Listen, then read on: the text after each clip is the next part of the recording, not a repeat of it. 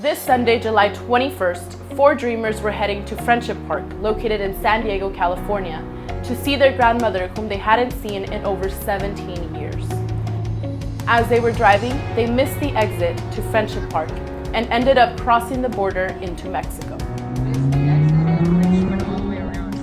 It's been, 17 years since we've seen our grandma, and we recently lost our grandma from our mom's side, so it was kind of like a one-time thing. She was visiting over, and was gonna leave the very next day, so we just kind of wanted to take advantage of the situation and say hi to her, even if it was from gates or whatever, you know.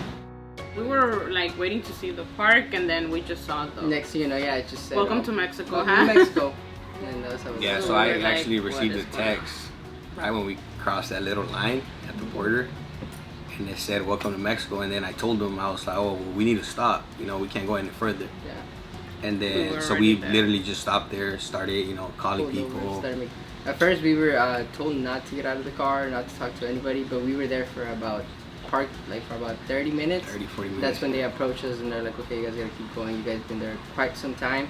We're like, yeah, sorry, we actually missed our exit, we're not technically supposed to be here in this situation, is there a way that we can just leave the car and kind of walk back? or They're go like, back. yeah, they're like, no, there's no way you can I turn felt around. kind of wary. I mean, just thinking of that, you know, like we don't have permission to go to Mexico and come back.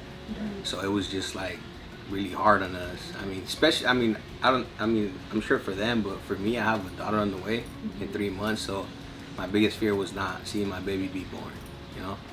And then as well as for my sister, I was just like, man, we have her little, you know, she has her kids, so it's really hard. And then same for them, you know, we don't have permission to come back. So at the end of the day, it's like, what are we gonna do? You know, where are we gonna end up? Being there for one day to me was like, I don't know what I'm doing. Yeah. Like, who am I here? You know, even though I was born in Mexico, like Gerardo, I feel like I belong here now that I've been here 17 years.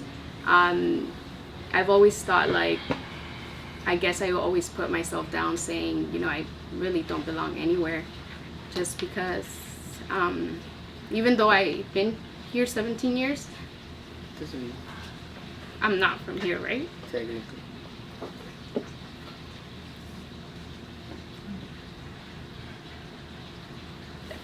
Yeah.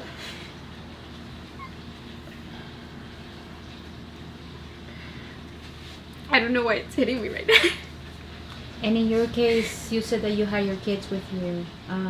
What was going through your mind regarding to yourself, your own Yeah. status, but also knowing that your kids are with you?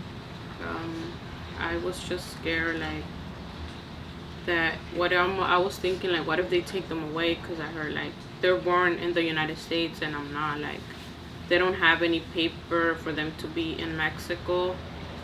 So I was worried, like, what are they gonna do with my kids, you know?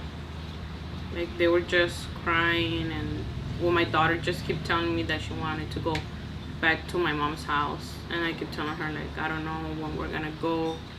It was really hard. I mean, I could say it like maybe it's kind of funny or not, but it's just like, you know, when you go to a store, like when you're Samoan, you get lost from your mom. Same thing. That's how I felt. You know, like away from everybody. I didn't know where I was.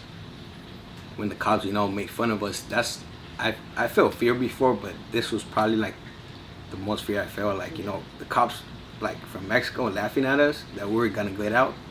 It was just like, you know, what can they do when we're out? You know, like the people out there, like it's just pretty bad. Professor Armando Vazquez-Ramos and the CMSC team, along local representatives and lawyers, advocated for the Dreamers to re-enter the country. Successfully, after hours of advocacy, the 4 Dreamers were able to come back into the U.S. to reunite with their family members here. Unfortunately, though, there are many Dreamers who are losing family members abroad and are unable to visit them in critical moments, which is why we need the advance parole permit to be reinstated now. Please join us in our campaign to reinstate advance parole and become part of this fight.